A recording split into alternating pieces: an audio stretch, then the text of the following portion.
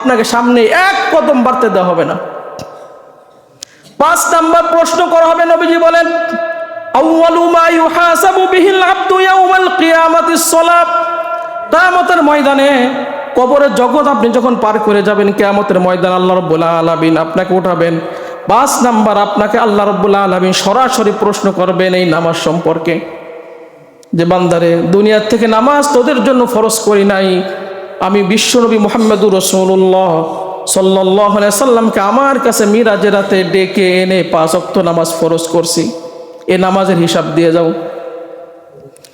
এইখানে আপনারা যারা আছেন, যারা 5 ওয়াক্ত নামাজ পড়েন না, কবরের 3টা প্রশ্ন কোন রকম কাটাইয়া যদি আপনি হাসরের ময়দানে ওঠেন, তাহলে আপনার 5ম নাম্বার প্রশ্ন সম্মুখীন হতে হবে, বান্দারে এই নামাজ সম্পর্কে যা তোমার জন্য ফরজ করা হলো এই জবাব দিয়ে যাও।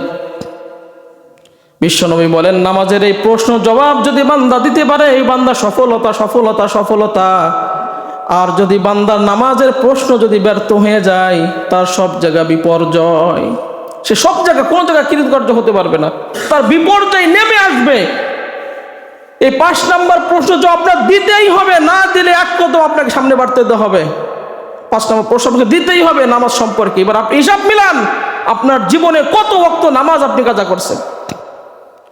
যদিও আপনি চিন্তা করেন নামাজ পড়ছি পড়ি না এরকম হয়েছে, বিশ্বনবী বলেন আল্লাহ রাব্বুল আলামিন বলবেন তাকিয়ে দেখো আমার এই বান্দার ফরজ নামাজের যখন কিছু ঘাটতি আছে, নফল নামাজ আছে কিনা। ফরজই তো আপনি পড়েন নাই, নফল থাকবে কোত্থেকে? ফরজ যদি পড়েন নাই, নফল থাকবে কোত্থেকে? তারপর আল্লাহ টুকাবেন যে তাকায় দেখ আমার এই বান্দার আমল নামায় নফল আছে কিনা, তাহলে ফরজের ঘাটতি পূরণ করা যাবে। তাহলে আমরা বলছিলাম পরকালে 5 নাম্বার প্রশ্ন সম্মুখীন আপনি হবেন, সেইটা হলো এই নামাজ সম্পর্কে। এই জন্য মুসলমান ভাইরা আমার, মরে তো আপনার যেতেই হবে যে কোনো সময়, যেহেতু আপনি ভূমিষ্ঠ হওয়ার সাথে সাথে আযান আর ইকামত হয়ে গেছে, শুধু নামাজে জানাজা আপনার বাকি রয়েছে। যে কোনো সময় এই জানাজার নামাজের জন্য আপনার প্রস্তুত থাকতে হবে, যে কোনো সময়, যেহেতু আপনার আযান আর ইকামত হয়ে গেছে। অতএব 5 নাম্বার প্রশ্ন সম্মুখীন হতে হবে।